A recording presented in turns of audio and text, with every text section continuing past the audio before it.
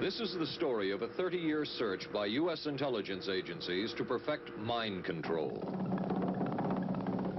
Some of those engaged in that search have agreed to talk about it for the first time.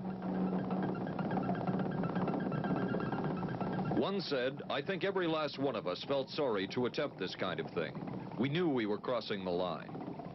The search would be endless. From brothels, an agent says, we learned a lot about human nature in the bedroom, to the mystical rites of a magical mushroom ceremony performed by an Indian shaman, to a Spanish bull ring. The bull has had electrodes implanted in the brain and is controlled by a scientist. There would be victims.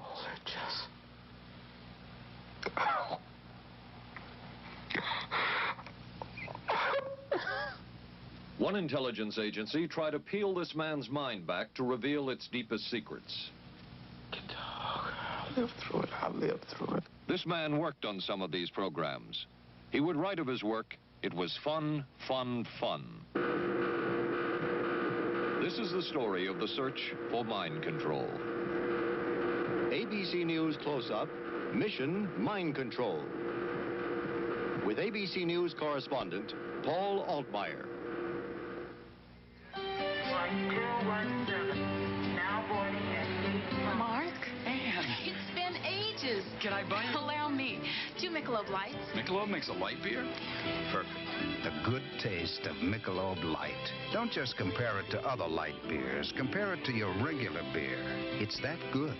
You always did go first class. Your ticket to San Francisco. Thank you. San Francisco? You too? Good taste runs in the family. Mrs. Cooper, I need help. Oh. With all these different dog foods, I don't know what kind to feed him. Dry, soft. Honey, it's not the form, it's the formula.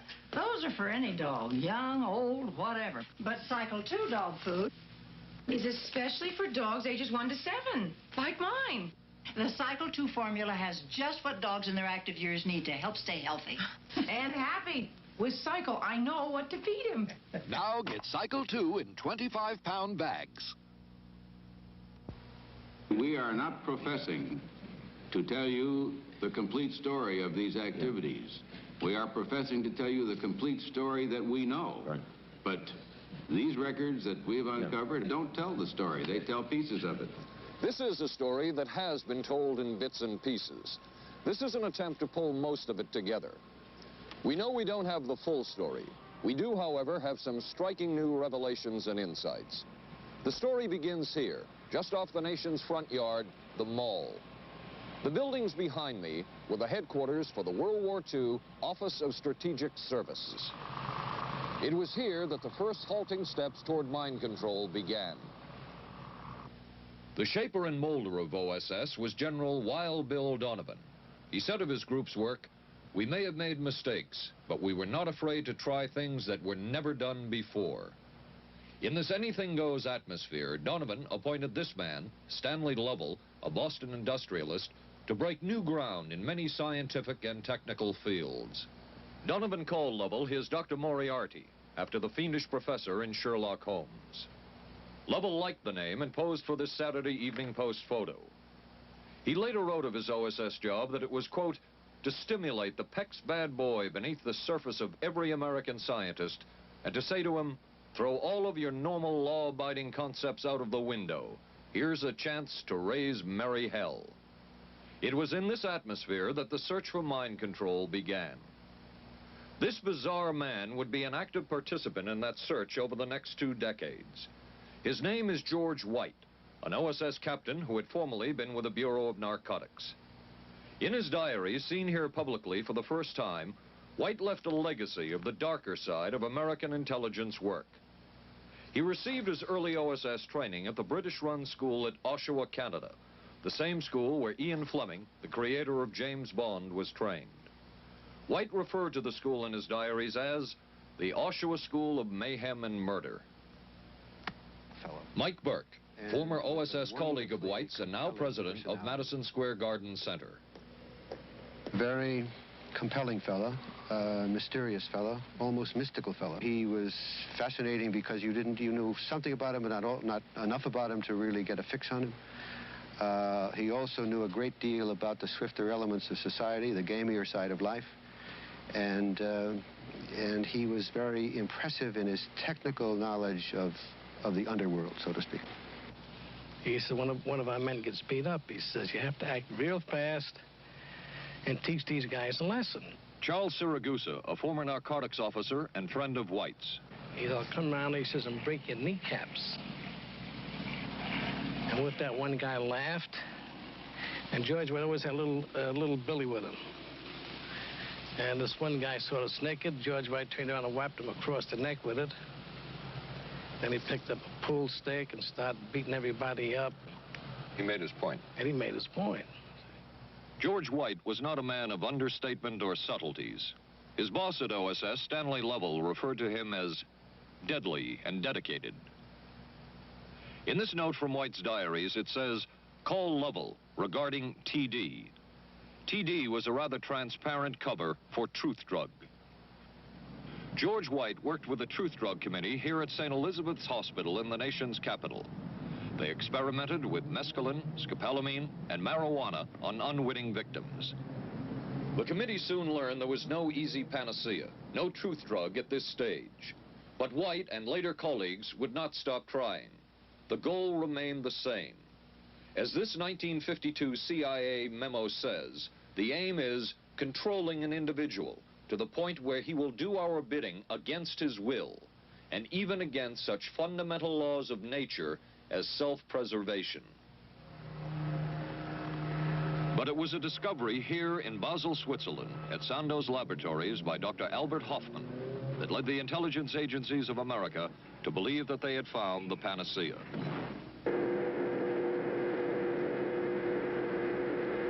The discovery was lysergic acid diethylamide, LSD.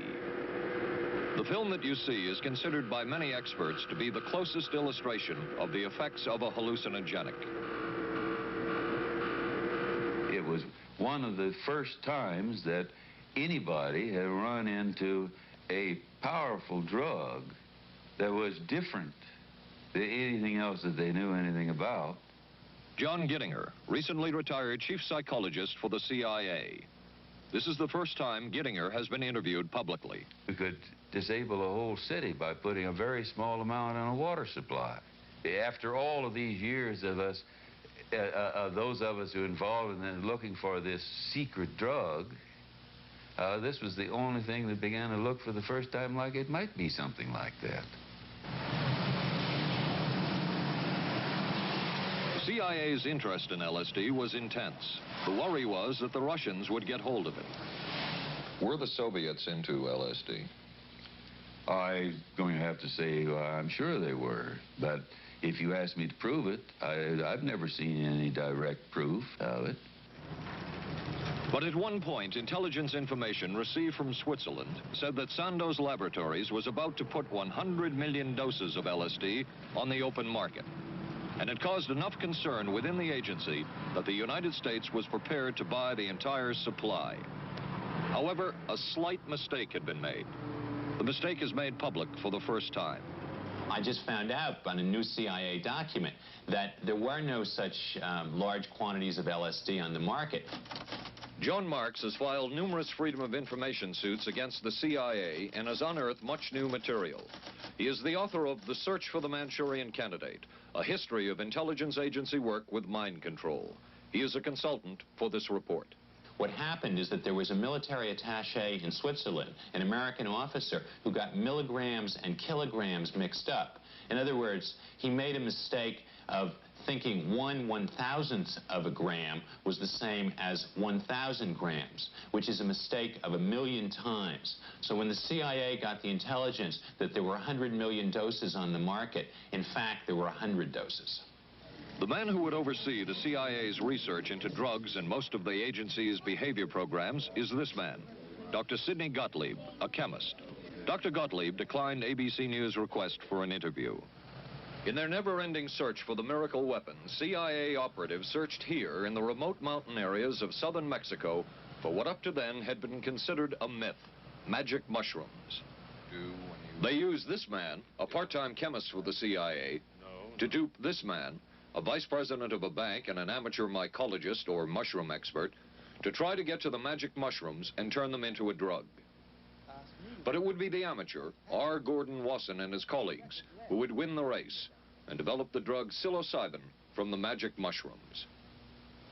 We went into the Mazatec area, far from the highways, remote from Mexico City. There we found that rotten bagasse, as it's called, bagasso, covered with mushrooms. These mushrooms I didn't know, had never seen.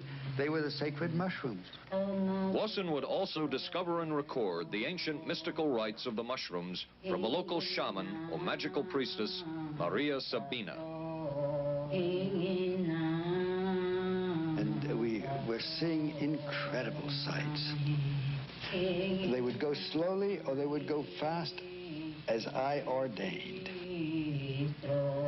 All your senses are rendered acute. We say that you see visions, you see hallucinations, but that doesn't begin to tell this story. The hallucinations are only part of it. You hear sounds, you smell things. The night was thrilling. Word of Wasson's discovery reached the CIA quickly. Dr. James Moore, a University of Delaware chemist, secretly served the CIA preparing deadly chemicals on short notice. Moore was instructed to get close to Wasson and accompany him on another trip to Mexico to get the magic mushrooms. Internal documents show the CIA felt a drug derived from the mushrooms could remain an agency secret. What in the world were they looking for with the magic mushrooms? I think the best answer to that is that they were looking for fundamental information on compounds that would be capable of causing changes in behavior, changes in mental attitude. Did you ever consider what would have happened if any of these substances were given to, say, unwitting people? Oh, I don't remember having considered that specifically. What if you... I trust perhaps you've thought about it. Well, I haven't worried about it.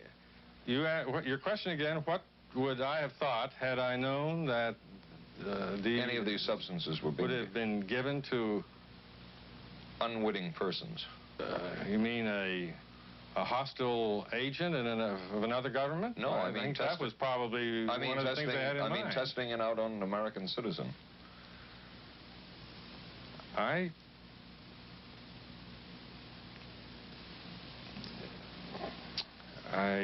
guess I must seem very, very cold-blooded about this, but I don't recall ever having been very much preoccupied with that issue. But many drugs were tested in this way. A decision was made at the highest levels of the CIA to do testing on unwitting Americans. As one CIA document says, such testing would be operationally realistic. A former CIA official who worked on these programs describes for the first time how the decision was made. He did not wish to be filmed or recorded. Thus his remarks are read by someone else. I think every last one of us felt sorry to attempt this kind of thing. We knew we were crossing the line. Every decent kid knows he shouldn't steal, but he does it sometimes. We knew damn well we didn't want anyone else to know what we were doing. The decision was made to do testing on unwitting victims. It was decided they should be on the fringes of society because they were most vulnerable. It was the borderline underworld, prostitutes, drug addicts, and other small-timers who would be powerless to seek any kind of revenge in case they found out. And as their predecessors had a decade earlier, the CIA turned to George White for help. White was now a high-ranking narcotics official, and by this time, the stories about George White were legendary. So the waiter says, "May I help you, monsieur?" And George White was busy talking with me. Paid no attention to the waiter, so the waiter tapped him on the shoulder, says, "May I help you, monsieur?" George White turned around, whipped his gun out, and stuck it in the guy's face like this in this crowded restaurant. George George White did not mind bending the law, and he knew the street well. He was the ideal choice for what the CIA had in mind. We were Ivy League, white, middle class. We were naive, totally naive about this, and he felt pretty expert. He knew the whores, the pimps, the people who brought in the drugs. White set up so-called safe houses for the CIA in New York, here in Greenwich Village, and later in San Francisco, in this hotel, and in an apartment atop Telegraph Hill with a commanding view of San Francisco Bay. While the existence of these safe houses was disclosed last year, details of what took place within them has not been told. A former CIA official who worked in the safe houses reveals that they were used not only for drug testing, but to study sexual behavior and how it could be used to manipulate people. We did quite a study of prostitutes and their behavior. How do you take a woman who is willing to use her body to get money out of a guy to get him to talk about things which are much more important, like state secrets? We learned a lot about human nature in the bedroom. We started to pick up knowledge that could be used in operations. There would be victims in all of this, but as the agency knew, they couldn't fight back. Some entries from George White's diaries. Clarice gets horrors. Janet, sky high. As one agency memo says, we have no answer to the moral question. The safe houses were not the only testing grounds. Millions of dollars would be spent on LSD research at universities throughout the country. And word would begin to spread on campus about this so-called mind-blowing drug. And suddenly, there was the counterculture of the 60s. I give the CIA a total credit for sponsoring and initiating the entire consciousness movement, counterculture events of the 1960s. Dr. Timothy Leary, the 1960s Johnny Appleseed of LSD. The CIA funded and supported and encouraged hundreds of young psychiatrists to experiment with this drug.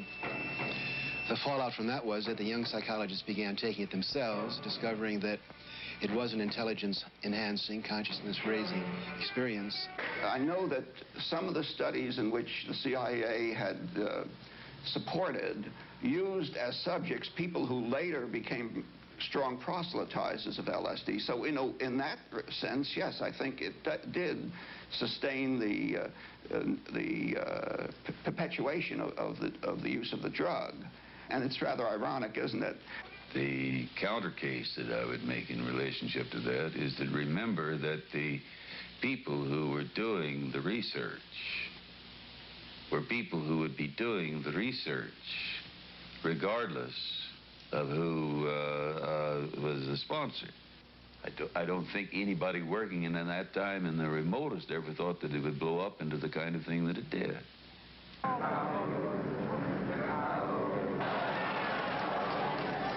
History will judge the role of the CIA and other intelligence agencies in unwittingly contributing to the counterculture of the 60s through their intense interest in LSD and other hallucinogenics.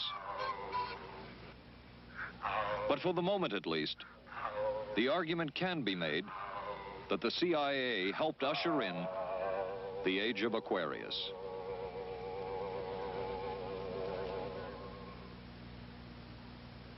ABC News Close-Up will continue in a moment. Being careful about my body doesn't just mean major things like regular breast exams. I'm even careful about pain relievers. Plain aspirin sometimes upset my stomach, so I use Bufferin. It adds protection.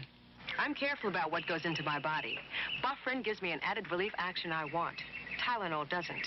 Only one leading tablet has both an added relief action in many cases that Tylenol never provides, and protection ingredients, Bufferin. Now I'm careful to get both with Bufferin. Your sink trap's clogged with grease. Use Crystal Drano. I'll pour in liquid plumber. Don't. It may not work on that grease clog. No? Crystal Drano will. Look, liquid plumber's quiet. It's not melting that grease. But Drano is. It broke through. Will Drano hurt metal pipes? No. So liquid plumber didn't break that grease clog. I'm switching to Drano. To make clogs go, better use Drano. Saturday, live on ABC. the Forest Hills Men's Invitational from the legendary West Side Tennis Club. Then live, third-round coverage of the most prestigious ladies' golf event. Hollis Stacey goes for her third straight U.S. Women's Open title. And red-hot Nancy Lopez shoots for her elusive first Open victory. And on ABC's Wide World of Sports, rodeo excitement from the Wild West, plus high speeds, high thrills, hydroplane action, championship tennis, golf, and ABC's Wide World of Sports, Saturday.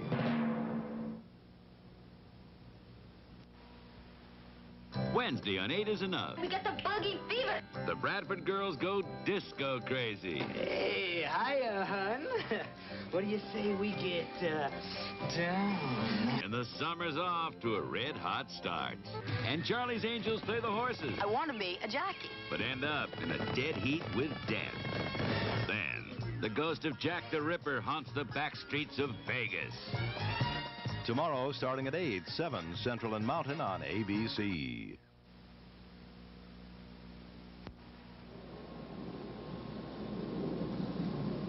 Covering a span of history such as we are in this report, one can get sidetracked by the so-called glamour and mystery of espionage work or by the exotic qualities of some drugs. But what you can't lose sight of is what all of this would mean in terms of individual human beings. There would be deaths. There would be long-lasting and harmful effects. The best-known case is that of this man, Frank Olson, a chemist employed by the Army Chemical Corps, who in 1953 was slipped LSD unknowingly at a meeting with CIA officials. Shortly after that, Olson went into severe depression. He ended his life at this New York hotel by diving through a shaded closed window in his 10th floor room. Frank Olson was the first known fatality in the CIA's LSD program. Olson left behind a widow, Alice, and 3 children, but it would be years before they learned the real story of his death.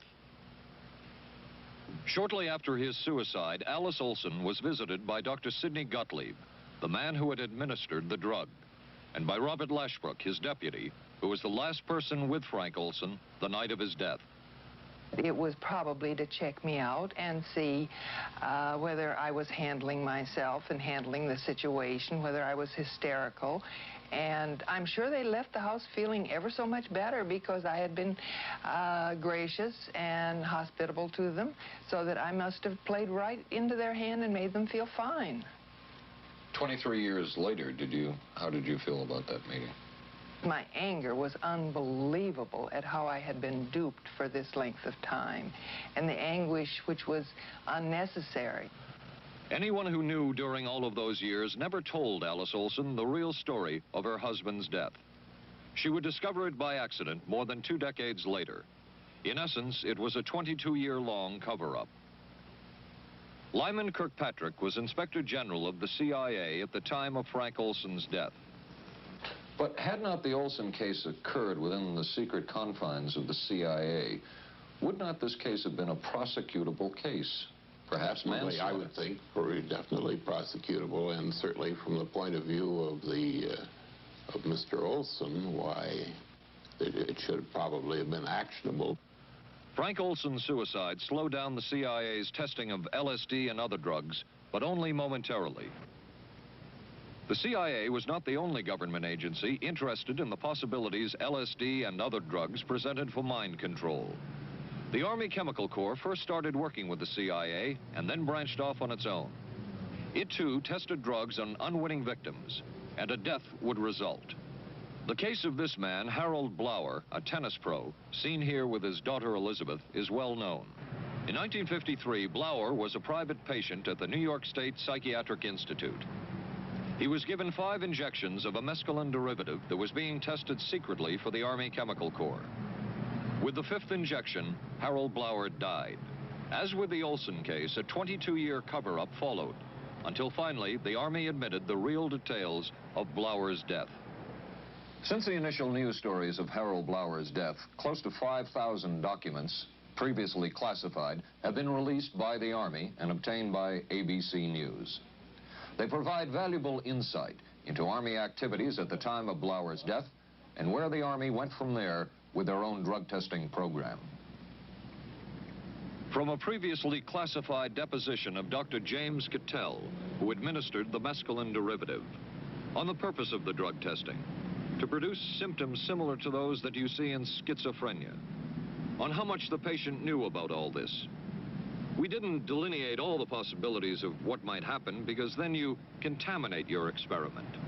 Cattell then relates that he never even knew what drug he had given Harold Blauer because of the secrecy of the Army experiments. We didn't know whether it was dog piss. This was secret. This was a secret. We weren't in on it. We asked Blauer's daughter Elizabeth for her reaction. What? How can anybody react to that? I mean, that is so far from what you'd expect from a human being, never mind a doctor, never mind a professional specialist who's supposed to care about people's minds. It's unbelievable. A suit filed by Elizabeth Barrett against the Army Chemical Corps is now pending in federal court.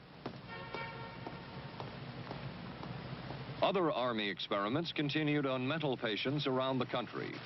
Work done at the Tulane Medical Center in New Orleans involved several drugs, hallucinogenics, and electrodes implanted in the brain. The chief researcher was Dr. Russell Monroe, now head of the psychiatry department at the University of Maryland. These are various progress reports written by Dr. Monroe and recently obtained by ABC News. From one of the progress reports, a report of a woman who had electrodes implanted in the brain and was then given LSD and other drugs. She became agitated, cried, lapsed into a trance-like state.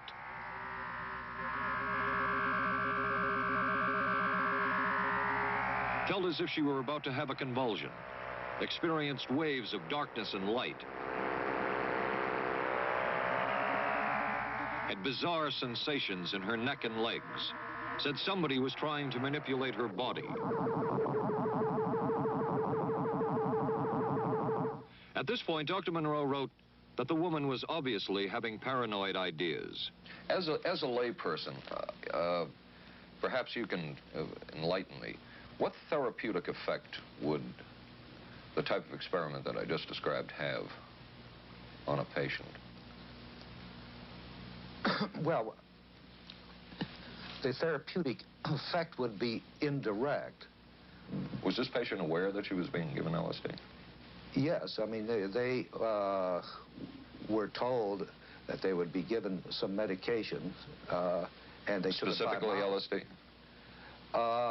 Well, we told them, I don't think that they would have even known what LSD was then at the time.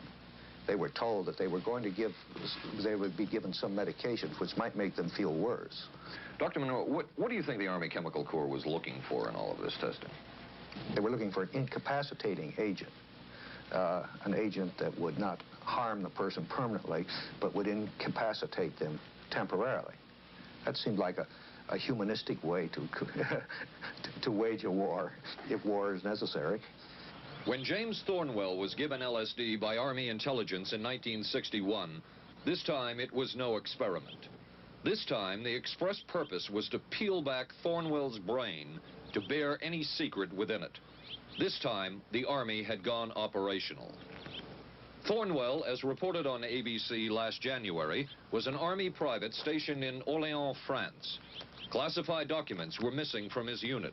Thornwell became a suspect. His 2.5-month interrogation included administration of sodium pentothal, hypnosis, isolation, and deprivation of sleep. Army documents obtained by ABC News refer to this interrogation as conventional. Despite this severe questioning, Army intelligence was getting nowhere with Thornwell, and it was decided to slip him LSD. For 16 years, Thornwell never knew what had hit him. Tell me about the acid. I'd rather not. It's a bad trip. It's a bad trip. That was a bad trip. The pain was so excruciating. Felt like somebody was sticking me with 1,000,000 pins. You know, just everywhere. Oh, it just...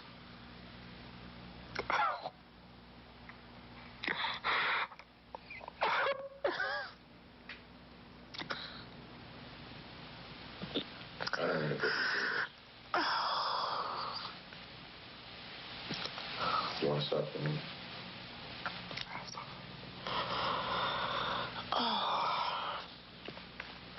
I walked around.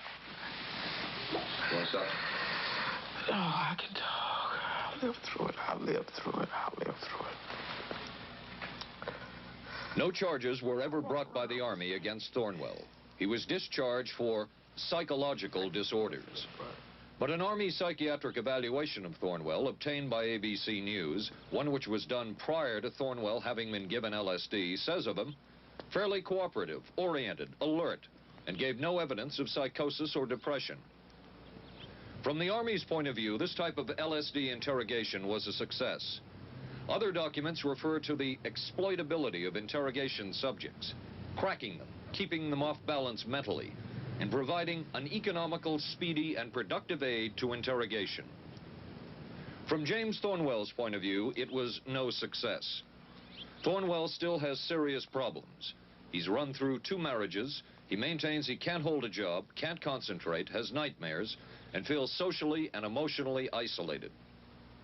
Last fall, Thornwell filed suit against the government in federal court.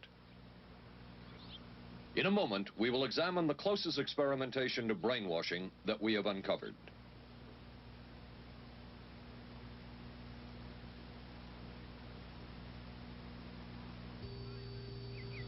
Oh, for crying out loud. Something wrong, Will? You pick up a paper these days, you learn life isn't as simple as it used to be, and neither's food.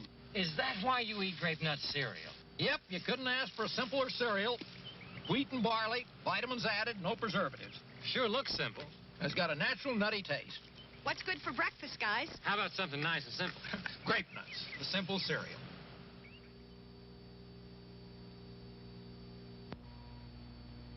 Maxwell House's coffee you can count on.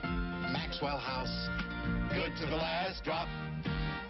Maxwell House is good every time. Maxwell House is good coffee. Good to the last drop. Maxwell House. Maxwell House, coffee you can count on. Always smells good, always tastes good, always good to the last drop.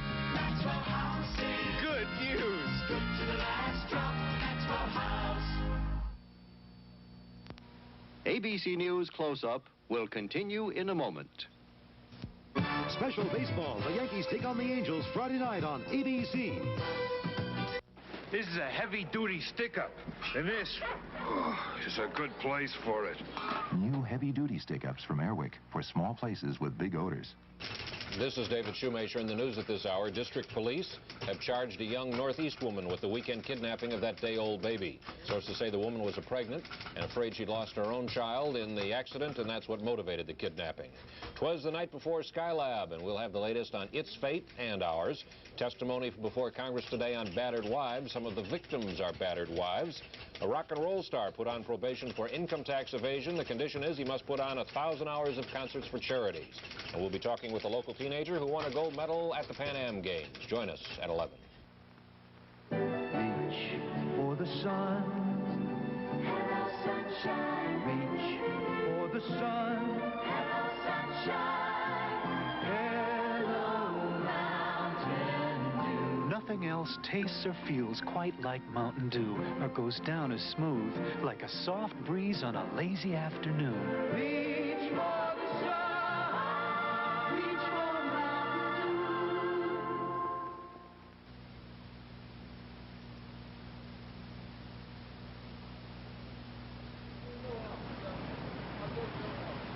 By far, the most chilling experiments we have uncovered took place at this Gothic estate called Ravens Crag, halfway up Mount Royal in Montreal. It houses the Allen Memorial Institute of Psychiatry of McGill University. It was here that the CIA funded a series of experiments, severe experiments. The work was done by the Institute's then director, Dr. Ewan Cameron. It is the closest experimentation to brainwashing yet disclosed. His work, unprecedented in psychiatry, consisted of 3 areas which he called sleep therapy, psychic driving, and the ultimate depatterning. Dr. Maurice Dongier, current head of the Allen Memorial Institute. In his psychic driving, so-called type of therapy, he would give the patient intensive electric treatment in order to make the patient regress deeply, become forgetful. and then he would attempt to implant new ideas in the mind of the patient. Now, to a layman, it would appear that Dr. Cameron was trying to take the slate and wipe it clean, the slate being the mind. In other words, brainwashing. Exactly, that's a very good comparison. Brainwashing. Yes, if you like. Val Orlico of Winnipeg, Canada, the wife of a member of the Canadian Parliament, was a patient of Dr. Cameron's. She entered the Allen Memorial Institute because of severe depression. She describes for the first time publicly the LSD therapy and psychic driving treatment that she was given by Dr. Cameron. And then the drug began to take hold very rapidly because it was an IV injection. And things became very furry and very frightening, and had a lot of sensations that it's very difficult to recall. Nobody explained it to me. Nobody ever asked me if I was willing to do it or anything. He had this feeling that he would be able to get through the resistance of illness and to reach deep changes very quickly. Did he? I don't think that when you look at that in retrospect, the hopes that he had have been in any way fulfilled. But Cameron would plunge on. The next step was what he called psychic driving. This involved almost endless tape-recorded messages and more drugs for the patient. Cameron wrote that this was the way to make direct controlled changes in personality.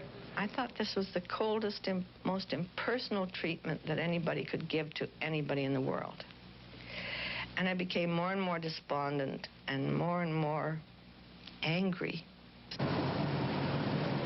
I just became so despondent that I thought I can't live like this any longer. And I thought I would just go out and throw myself underneath the cars on McGregor. I stood on the curb of that street and I stood there and I thought, okay, go. Okay, go. And then I thought, what if you're not killed?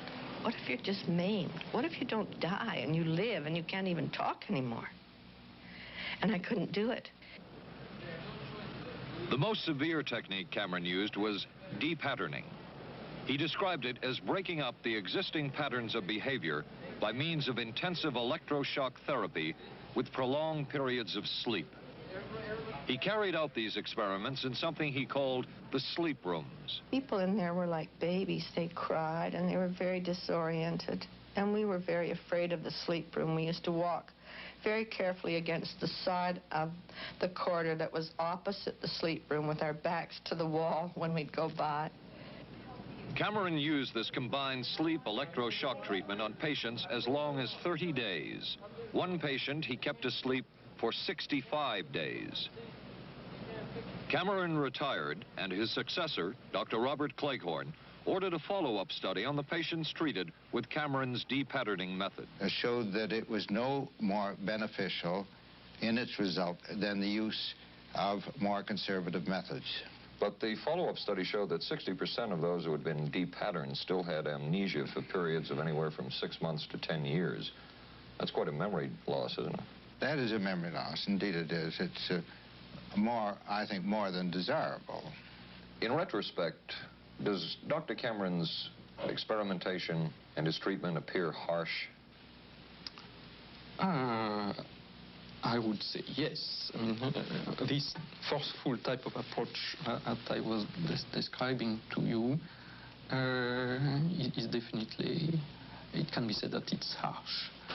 I wouldn't call it harsh. I would say it was harder on the staff than it was on the patients, because these people had to be fed and they had to be cared for and they had to be given sufficient fluid and food and toileted and so on and so forth. It was a very difficult thing for the staff to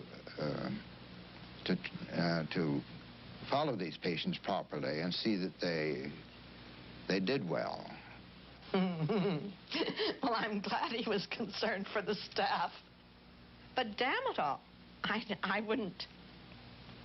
I could have maybe had a different kind of life. And that makes me angry and sad, and I don't know how to explain how I feel, really. I just... How did you feel when you learned that Dr. Cameron's experimentation was financed by the CIA?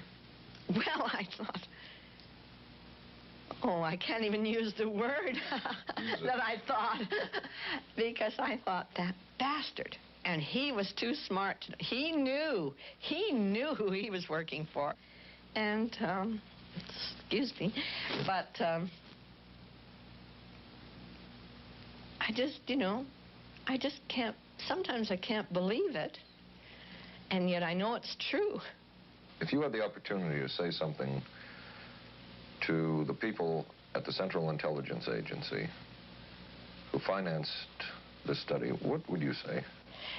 I realize the CIA is a very important organization and they have a very important job to do.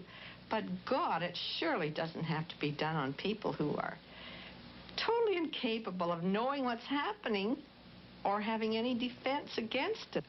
And I can't imagine the mentality of people who would do this. I just can't. As for Dr. Cameron, he died in 1966 while mountain climbing. A colleague wrote of Cameron, "For him, the ends justified the means.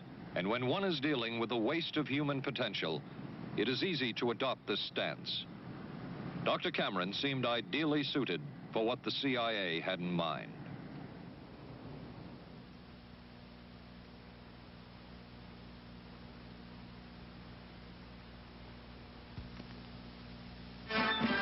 America is adapting to the shape of things to come. Triumph TR7 with 5-speed transmission or optional automatic. Wide steel belted radials, front disc brakes, front end spoiler, rack and pinion steering. Triumph TR7. No other sports car looks like it. No other sports car drives like it. Triumph TR7. The shape. Hey, don't worry. They just got lucky. I'm sorry, I let us down. Forget it. We'll beat them next week. No, I really let us down. Come on. How about a Michelob Light, huh? Michelob makes a light beer? Sure. The good taste of Michelob Light. Don't just compare it to other light beers. Compare it to your regular beer. It's that good. This Michelob Light is great. Hey, you know what our real problem was today? Yeah, you were terrible. Good taste runs in the family.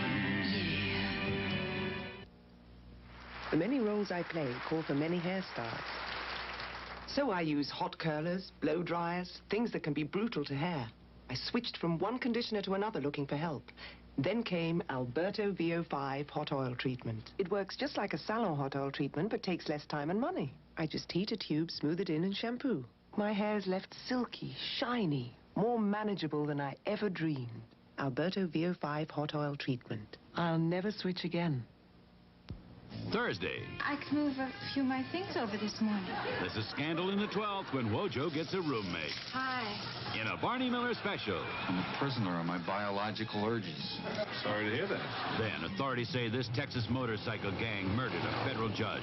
People are always scared of something they don't understand, and they don't understand us, so they're scared. Geraldo Rivera investigates dope, death, and the banditos on 2020. Thursday, starting at 9, 8 Central and Mountain on ABC.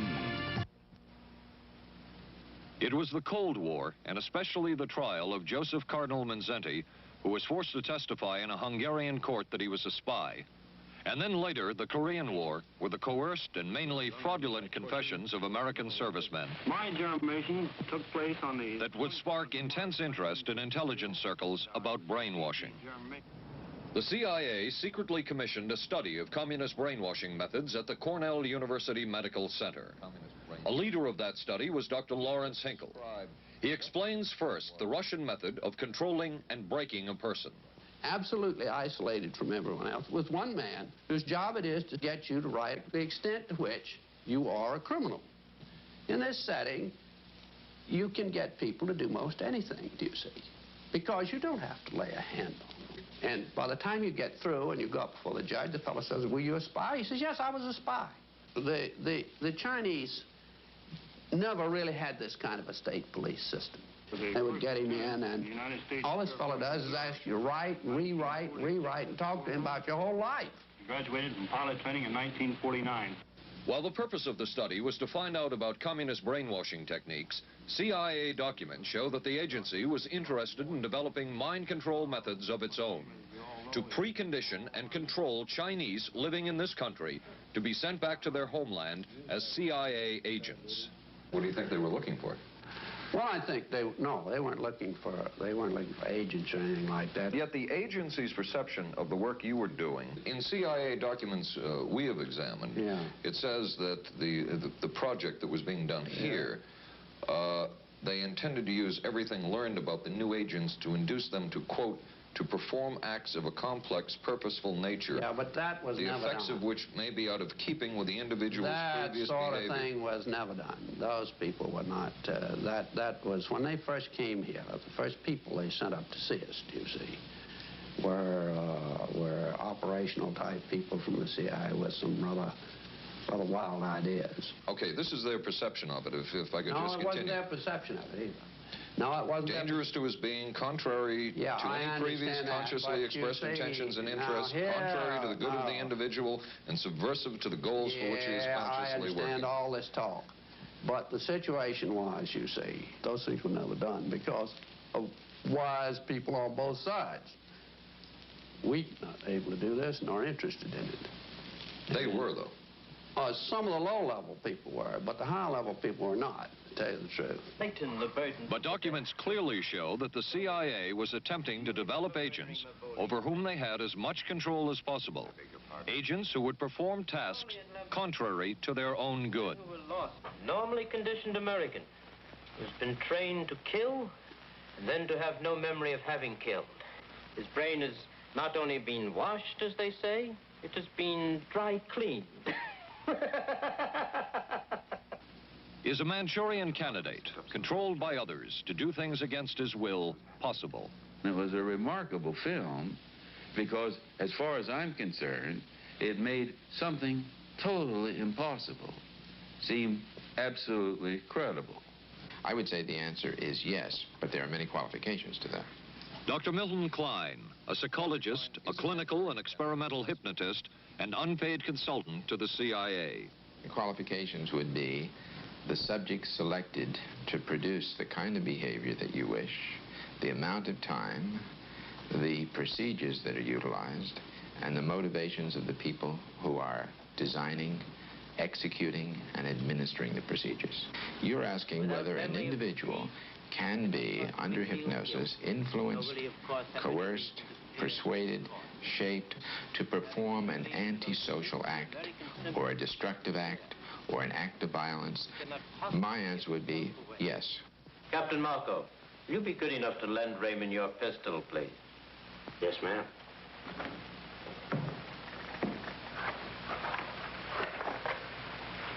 Thanks, Ben. Sure, kid.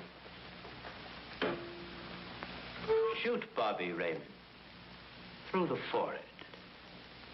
Yes, ma'am.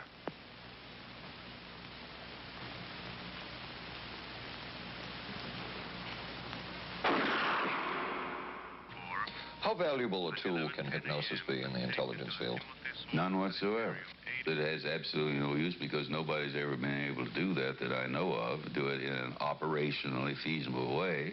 I'm not in any way saying that hypnosis doesn't take place. I'm not saying there's nothing to it.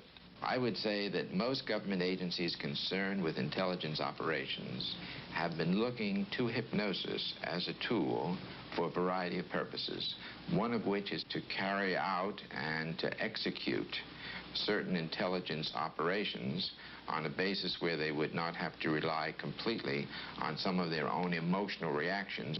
Actually, would that entail murder?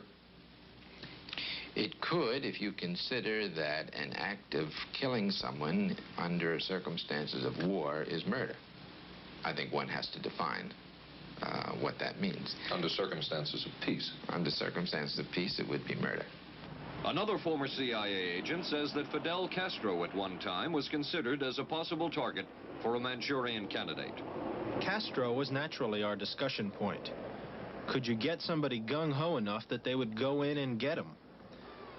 But if you have 100% control of a guy, you have 100% dependency.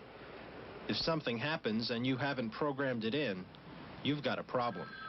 So in the end, it was decided that a Manchurian candidate was not feasible. But the search for mind control continued. But could the mind be controlled? Perhaps not. But is human behavior predictable? In this area, the CIA did make a significant breakthrough. A personality assessment system designed by the agency's chief psychologist, John Gittinger.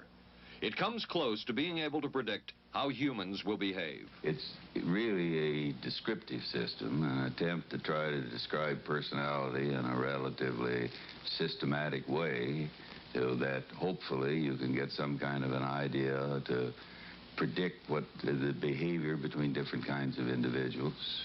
Gittinger's system had many uses in intelligence work. One was to draw personality portraits of world leaders. Using Gittinger's system, the agency concluded the Shah of Iran is a brilliant but dangerous megalomaniac whose basic problems resulted from an overbearing father. And there were other applications. Your assessment staff played a key role in helping other governments pick their police intelligence agencies, including, we've learned, the Korean CIA, Uruguayan National Police. Can you tell us about this? No. Author John Marks. The former #2 CIA man in Uruguay told me how in 1966, John Gittinger and an assistant traveled down to Uruguay and gave the tests in order to select members of the Uruguayan intelligence service. A psychologist who used to work for the CIA told me in 1961 he personally traveled to South Korea as part of an American CIA effort to set up the Korean CIA and to give the personality tests to candidates for the Korean CIA to choose the best man for their secret police. But one of the basic functions of Gittinger's system was finding the vulnerabilities of an agent, a double agent, or a potential agent. In its applicability to intelligence work, isn't the PAS system looking for a person's soft spot? Well, of course, the answer to that is yes, but I hasten to say soft spot. This is what I consider a negative word. Of the hundreds of behavioral projects undertaken by the CIA, Gittinger's appears to have been one of the more successful and more conventional. Other experiments were not as conventional. Neurophysicist Dr. Jose Delgado was financed by the Office of Naval Research. In this experiment, the bull is sedated. Electrodes are implanted in its brain. Delgado transmits an electronic impulse to the center of the bull's brain. Delgado has remote control of the animal. Recently released CIA documents refer to the feasibility of remote control of animals, and that special investigations will be conducted toward the application of selected elements of these techniques to man. Other areas were examined through the 60s and 70s. Brain surgery, psychosurgery, creation of amnesia, parapsychology, manipulation of genes. Even though past and present CIA officials have indicated this kind of work ended in 1963. Whole truth, nothing but... And one of those who took part in these programs. Thank you, sir. In 1977, the Senate subcommittee heard testimony from many of them, but the testimony was not that revealing. According to one of them, they agreed amongst themselves to keep the inquiry within bounds that would satisfy the committee. Former narcotics officer Charles Siragusa says that he was asked to limit his testimony by the man he reported to at the CIA. He wanted me not to say anything. To perjure yourself. That's right. Well, either that, I'd have to perjure myself or take the Fifth Amendment. And I'm not about to take the Fifth Amendment for anybody. Okay. Former CIA chemist Robert Lashbrook testified he had no first-hand knowledge of the agency-run safe houses when, in fact, he supervised one of them. There was very little... And according to George White's diaries, was at a safe house when White conducted what he called an LSD surprise experiment. Dr. Sidney Gottlieb, whom we recently filmed near his California home, oversaw many of the CIA behavioral programs. He retired in 1973 and destroyed the records of this work. In sort of a valedictory letter, Dr. Gottlieb wrote that he and his colleagues had been able to maintain contact with the leading edge of developments in the field of biological and chemical control of human behavior. Dr. Gottlieb also testified before the Senate subcommittee, but from an anteroom where he could not be filmed because of what his lawyer termed health and cardiac problems. Dr. Gottlieb declined ABC News' request for an interview. And what of George White, the man who helped the agency in so many of its programs? He would retire here to Stinson Beach, California. And shortly before his death, he wrote to his boss at the CIA, Dr. Sidney Gottlieb, and summed up his career by saying, "It was fun, fun, fun. Where else could a red-blooded American boy lie, kill, and cheat, steal, deceive, rape, and pillage with the sanction and blessing of the All-Highest?" Has mind control been achieved? From all of the available evidence, it appears doubtful. The human will has prevailed up to this point. But as we have seen, work is continuing in this field, work that we still don't know very much about. How deeply are the Russians and other dictatorships into all of this? We really can't say, and the CIA is reluctant to give out information about it. But the basic question remains, what place does all of this have within a democracy? One final point should be made. As one of the persons who worked on these programs told us, we are very capable, conscientious, and very dedicated scientists working for our country. Their work speaks for itself. This is Paul Altmeyer for ABC News. Good night. Here's a great idea. Potato peeler? Nope. Hair curler. It's Vanish Bowl Freshener. Freshness in a snap. Snap it under the rim and it freshens 2 ways. It's always there to freshen. Then when water hits it, extra deodorizer and detergents are released, working best when and where you need it. When the bowl's fresh, the bathroom's fresher. Snappy idea. Vanish Bowl Freshener. Vanish for a cleaner bowl and a fresher bathroom. What do doctors recommend for pain today? This report shows doctors' #1 choice is the pain reliever in Anacin. 5 million recommendations last year for pain of headache, backache, minor arthritis, and muscle ache. The ingredient in Anacin is the doctor's #1 choice. Anacin is strong, a special combination of medical ingredients free of stomach upset for millions everywhere. The ingredient in Anacin, doctor's #1 choice.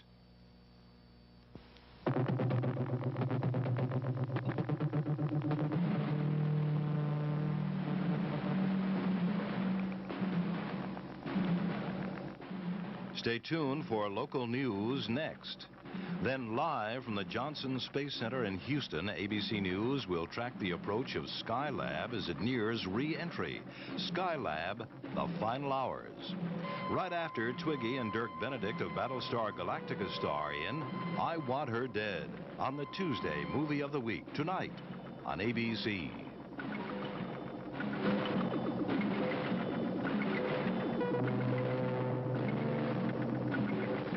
This has been a presentation of ABC News.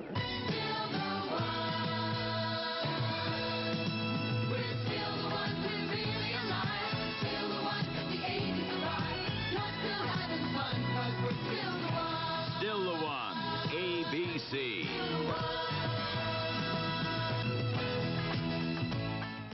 Skylab nears its final orbit. An arrest in the kidnapping of that newborn baby. A rock star sentenced for income tax evasion, and a local gymnast talks about her winning performance in San Juan. News 7 is next. We were concerned about our monthly electric bills, so we called Pepco for help.